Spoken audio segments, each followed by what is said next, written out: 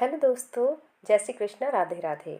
आज मैं आप लोगों के साथ मेरा जो कार्तिक स्नान का सुबह दीपदान और स्नान का जो रूटीन है, मैं किस तरह से अपनी पूजा और दीपदान करती हूँ, आज मैं आप लोगों के साथ वो शेयर करने जा रही हूँ।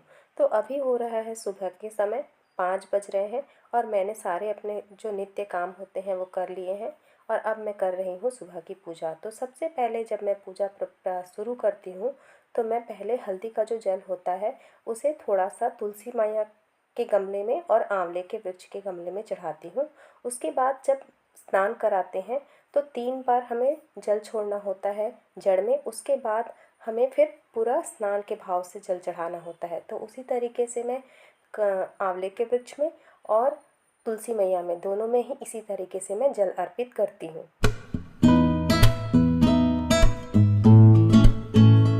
इसके बाद तुलसी मैया में मैं हल्दी का तिलक करती हूँ, क्योंकि तुलसी मैया में सिंदूर रोज़ नहीं लगाया जाता, इसलिए हल्दी का तिलक और आंवले के वृक्ष के जड़ में यानी जो उसका तना होता है वहाँ पे हल्दी का तिलक करती हूँ।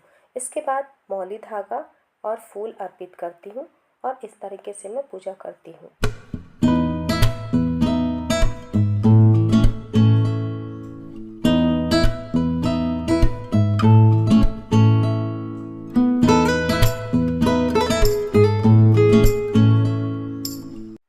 इसके बाद मैं इत्र का भी छिड़काव कर देती हूँ।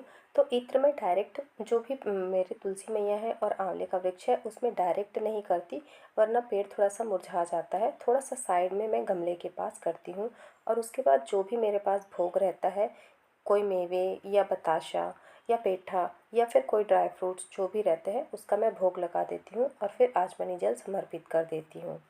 जैसा कि हम सभी जानते हैं कि जो कार्तिक का मास है उसमें दीपदान का अत्यंत महत्व है। कहा जाता है कि हम जितने अधिक से अधिक दीपदान प्रज्वलित करते हैं, दीप का दान करते हैं, उतना ही हमारे जीवन में रोशनी और प्रकाश और खुशियाँ आती हैं। इसलिए कार्तिक के महीने में जितने अधिक से अधिक आप दीपदान कर सकें उतने दीपदान अवश्य करें। और दीपदान करने के लिए मैं तिल का तेल या फिर घी का प्रयोग करती हूँ। तो घी तो आजकल आप जान रहे हैं कितनी मिलावट वाला आता है, इसलिए मैं ज़्यादातर तिल के तेल का ही प्रयोग करती हूँ। और ये जो दीपदान है ये मैं सुबह के समय जो पूजा करती हूँ उसमें भी करती हूँ और शाम के समय की जो मेरी पूजा होती है उसमें भी करती हूँ।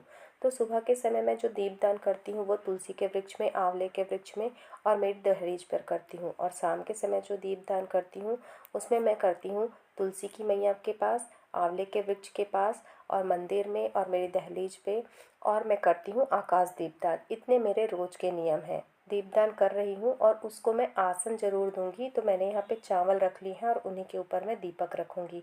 आप फूल का प्रयोग भी कर सकते हैं और यदि आपके पास धातु का दीपक है तो आप उसे भी रख सकते हैं या प्लेट पे किसी पात्र पे आप दीपक को रख सकते हैं।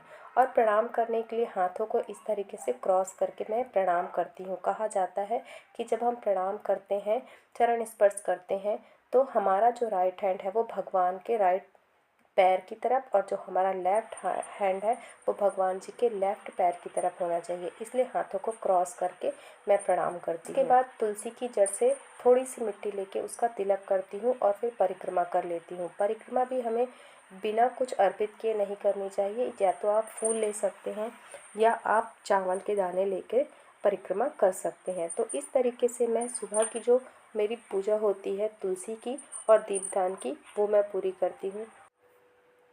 इसके बाद मैं अब मेरे घर का जो मंदिर है वहाँ भी मैं पूजा कर लेती हूँ और उसके बाद मैंने जो भी नाम जाप करना होता है या जो भी मंत्रों का उच्चारण करना होता है या पाठ करना होता है वो सारे काम भी मैं इसी समय सुबह ही कर लेती हूँ।